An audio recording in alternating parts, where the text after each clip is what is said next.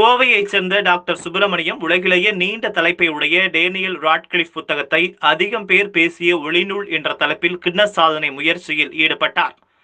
வயதை காரணம் காட்டி ஒதுங்கி அமர்ந்து விடுவர்கள் மத்தியில் அனைவரின் கவனத்தையும் கவர்ந்துள்ளார் டாக்டர் சுப்பிரமணியம். வரலாற்று பக்கங்களை அவரே எழுதியுள்ளார். ஒளிநூலில் அதிகம் பேசியவர் என்ற சாதனை எட்ட அவர் முயற்சியை மேற்கொண்டார். இதற்காக அவர் உலகிலேயே நீண்ட தலைப்பை உடைய டேனியல் ராட்கிளிஃப் எழுத்துக்கள் மற்றும் 553 என்ற வார்த்தைகளை முகப்பு பக்கத்தில் என்ற அவர் எழுதிய புத்தகத்தை தேர்வு செய்தார். கின்னஸ் உலக சாதனை நாளில் நடந்த இந்த நிகழ்ச்சியை கின்னஸ் உலக சாதனைகள் அதிகம் பேர் பேசிய ஒளிநூல் என்ற தலைப்பில் அங்கீகரிக்கப்பட்டது. இந்த ஒளிநூலில் சர்வதேச மற்றும் தேசிய அளவிலான 31 கலைஞர்கள் பங்கேற்று பேசியுள்ளனர். இதற்கு முன்னர் 20 கலைஞர்கள் பேசிய நூலின் சாதனையை இது முறியடித்துள்ளது. இதற்கு முன் அவர் பல கின்னஸ் சாதனைகளை செய்துள்ளார்.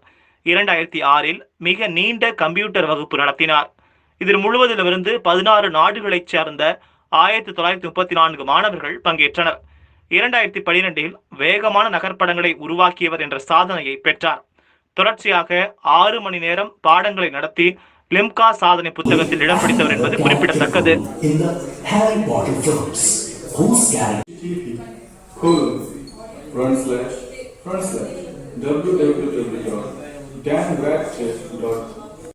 is the story of the not so ordinary boy who was chosen from among Entertainment Weekly, 30th December 2005.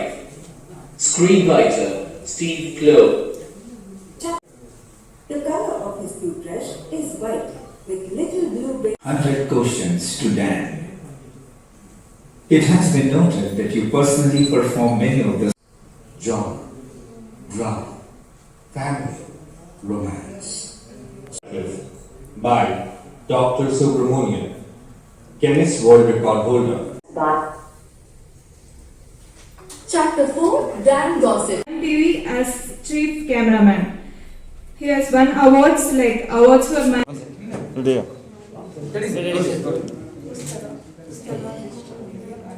இன்று கின்னஸ் உலக சாதனை தினம்.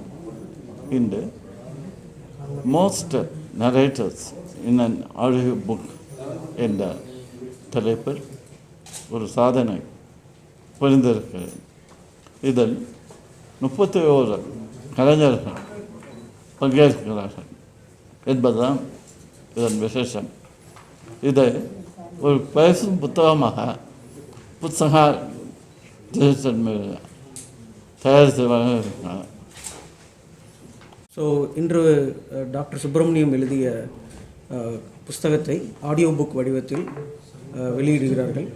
இது வந்து கின்னஸ் புக் ரெக்கார்டுக்காக நிறைய நரேட்டர்ஸ் ஒரே புஸ்தகத்தை படித்திருக்கிறார்கள். ஸோ அதை வைத்து ஒரு ஆடியோ புக் வந்து வெளியிடப்பட்டுள்ளது.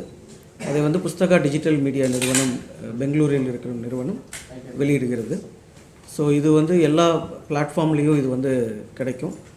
ஸோ அதை வந்து நிறைய பேர் அதனால் கேட்க முடியும். ஸோ இது வந்து Google audio books, Amazon audible, அப்புறம் ஸ்டோரிடெல், இந்த மாதிரி பல வெப்சைட்ஸில் இது வந்து அவைலபிளாக இருக்கும்.